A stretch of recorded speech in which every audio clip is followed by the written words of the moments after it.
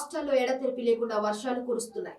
2 రోజులుగా గ్యాప్ లేకుండా వరుణుడు దంచి కొడుతున్నాడు. దీంతో ఏపీలోని పలు ప్రాంతాల్లో ప్రజల రాకపోకలకు తీవ్ర అంతరాయం ఏర్పడింది.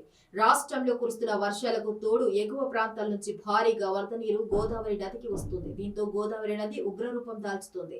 రోజు రోజుకు గోదావరి నీటి మట్టం పెరుగుతుండటంతో డాక్టర్ బిఆర్ అంబేద్కర్ కోనసీమ జిల్లాల పి గన్నవరం మండలం గంటి పెదపూడిలో నదిపాయకు వేసిన తాత్కాలిక గట్టు తెగిపోయింది. ఈ గట్టు తెగిపోవడంతో గంటి పెదపూడి, బురుగులంక, అరిగెల వారిపాలెం, ఉడిముడి లంక గ్రామాల మధ్య రాకపోకలు దాదాపు నిలిచిపోయాయి.